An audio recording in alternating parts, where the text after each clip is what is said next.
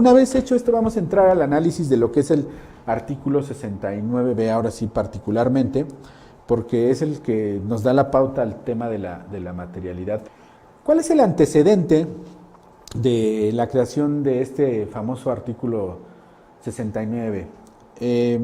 Hay la acción 5 del Plan BEPS, que lleva como título combatir las prácticas tributarias perniciosas teniendo en cuenta la transparencia y la sustancia, pues tiene como propósito evitar el abuso de los regímenes fiscales preferenciales y tiene, pues por supuesto, vencer esas prácticas que justamente representan una erosión y una disminución en la recaudación en los países que forman parte de este organismo internacional.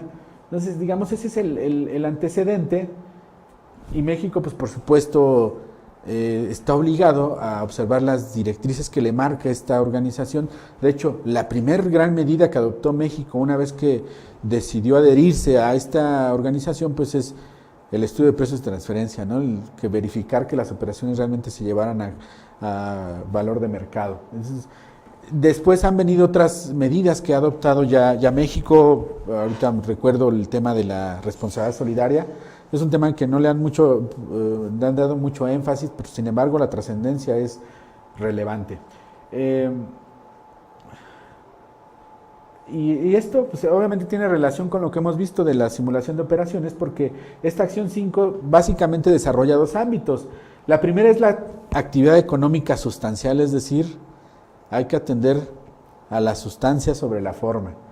Y pues por supuesto la segunda es la necesidad de incrementar la transparencia en los acuerdos alcanzados entre las administraciones tributarias y los contribuyentes. ¿Cuál es la integración del artículo 69b? Básicamente, los 6 párrafos que lo integran habla de 2 tipos de contribuyentes, si me permite la expresión. Los primeros 4 hablan de lo que conocemos como EFOS, que son empresas que facturan operaciones simuladas. Y por otro lado tenemos a los contribuyentes que declaran operaciones simuladas. Los primeros 3 párrafos regulan el procedimiento para los CEFOS. El primer párrafo, como bien lo sabemos, estimados amigos, habla de que todas aquellas personas o contribuyentes que no cuenten con activos, con personal, con infraestructura directa, indirecta, o que no estén localizados, y por eso es importante ahí conocer de manera puntual el artículo 10 del Código Fiscal de la Federación, que refiere que se debe considerar como domicilio fiscal. Se consideran operaciones simuladas o inexistentes, es decir, si no cuentan con esos elementos. El segundo párrafo nos establece que la autoridad tendrá la obligación, una vez que detecte que hay contribuyentes que reúnen esos elementos, va a publicar va a notificarle al contribuyente a través de buzón tributario o incluso en el diario oficial y en su página de internet quiénes son las empresas que se encuentran en esa presunción de inexistencia de operaciones. Ese es el segundo párrafo. El tercero pues tendrá el procedimiento sobre respecto del término que le concede al contribuyente para ofrecer las manifestaciones y las pruebas que tenga para desvirtuar esa presunción de inexistencia de operaciones, que regularmente, regularmente son 15 días, que puede haber un plazo adicional de 10 días, un requerimiento adicional, en términos del artículo 70 del Código Fiscal de la Federación.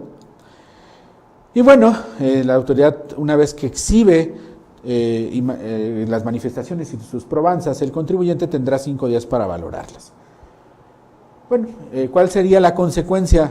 Básicamente hay 2 caminos, que si el contribuyente logra acreditar que no es CEFO, entonces pues saldrá del listado negro. Si no logra acreditarlo, entonces se publicará la lista definitiva en donde se considera que las operaciones realmente son simuladas. Digamos, ese es el procedimiento muy genérico, no nos vamos a detener ahorita en el mismo. Tampoco se trata aquí de hablar de defensa fiscal, de este tema de 69, que tiene muchas aristas. Y el cuarto párrafo tiene como propósito declarar el cese de efectos de las operaciones que realizan, efectos fiscales, por supuesto, de las operaciones respecto de los comprobantes que le notifican al EFO. Es importante esto recalcarlo, que cuáles son los comprobantes que van a tener que cesar efectos: únicamente los que le notifican al EFO. Es decir, un listado que viene de manera detallada cuáles son las facturas por las cuales se considera que son operaciones simuladas, la factura, a quién se le emitió y el importe, en todo caso con el desglose de los impuestos indirectos respectivos, y solamente sobre esos comprobantes es sobre los que se va a determinar como inexistente las operaciones. Y ese tendrán que cesar los efectos. ¿Cuál es el efecto entonces de ese cese de efectos a que se refiere el cuarto párrafo del 69? Pues es la afectación, en contraparte, que sucede para las empresas que declaran operaciones simuladas. ¿Cuál es? Pues que una vez que se publica o que aparece el listado definitivo, los EDOs, tendrán un periodo de 30 días para corregir su situación fiscal. Corregir la situación fiscal, es decir, retrotraer los efectos que le dieron a todos esos comprobantes y, en su caso, pagar las diferencias, si es que así se determina, porque puede que hay una hipótesis, por ejemplo, que tenga pérdidas y que todavía aún restándole los efectos de esos comprobantes, pues, siga manteniendo pérdida, entonces, en cuyo caso pues solamente le resta efectos a los comprobantes, tanto de deducción como acreditamiento. Y el sexto párrafo pues es una amenaza permanente para los contribuyentes. Si no te corregiste, si no te autocorregiste, ejerzo facultades de comprobación y detecto que no te corregiste, entonces esas operaciones se van a considerar como delito en términos del artículo 109 del Código Fiscal de la Federación. Entonces, eso ya trasciende, pues evidentemente, más allá del tema administrativo, para convertirlo en una cuestión de naturaleza penal, con todo lo que ello trae consigo. Incluso aquí, bueno, voy a permitir señalar rápidamente que, porque hace poco me consultaban en alguna empresa y me pareció interesante el planteamiento, que si alguna empresa que se situara en el 69 como EFO pudiera ser causal de disolución si lo requiriera o si así lo planteara la autoridad tributaria, y creo que sí, porque pues, evidentemente hay un tema de defraudación fiscal. Y recordemos que el 24 de enero del presente año se presentó una reforma a la Ley General de Sociedades Mercantiles, en donde básicamente se reforma el tema de las disoluciones de sociedad para contemplar un procedimiento abreviado. Pero ahí, de manera oculta, que no le hemos dado mucho ruido, se adiciona una fracción sexta como hipótesis de disolución y señala cuando lo ordene una autoridad judicial o administrativa. Entonces, fíjense cómo, a mi juicio, también una persona que se encuentre en el 69 como EFO, a solicitud de la autoridad, y de acuerdo al 421 y 422 del Código Nacional de Procedimientos Penales, que es la responsabilidad penal de las personas jurídicas, que también ahí se contempla como parte de sanción la disolución de las sociedades, pudiera conducir a que de manera, por virtud de un mandamiento de autoridad administrativa o judicial, una empresa tenga que entrar en ese periodo de disolución y su posterior liquidación. Entonces, este esquema trato de hacerlo muy sencillo para ilustrar nada más cuál es el procedimiento que contempla el 69. Aquí nada más determino lo que ya comenté, cuál es el procedimiento para los EFOs, para los EDOs, que ya lo comenté en la lámina anterior, entonces ya no nos vamos a regresar en ello. ¿Qué debe probar un EFO y qué debe de probar un EDO para verificar que sus operaciones no son simuladas ni inexistentes? Evidentemente la carga de la prueba es diversa entre sí, no es lo mismo para los EFOs que para los EDOs. Y entonces aquí entramos en el tema del concepto de materialidad. ¿Para quién? para los CEDOS, para las empresas que declaran operaciones simuladas. Los CEFOS, ¿qué tienen que acreditar? Pues recuerden que si no tienen personal, activos, infraestructura directa o indirecta, o no están localizados, eso es lo que deben acreditar. Voy a comentarles nada más porque me parece importante. Yo siempre hago mucho énfasis en el tema de la importancia de conocer la naturaleza jurídica de las sociedades. Y se los voy a plantear porque es tan importante, porque nosotros ya conseguimos que una empresa que apareció en el listado del 69 como EFO, ya no apareciera en la lista definitiva. ¿Por qué? Justamente atendiendo a la naturaleza jurídica de la sociedad. Particularmente en este primer punto que habla recursos humanos, debe probar que tiene recursos humanos, que tiene personal. Hay una sociedad, y curiosamente un despacho de abogados, que apareció en el famoso 69 en el listado, y nos consultan, nos dicen, oye, pero es que fíjate que nosotros somos una sociedad civil y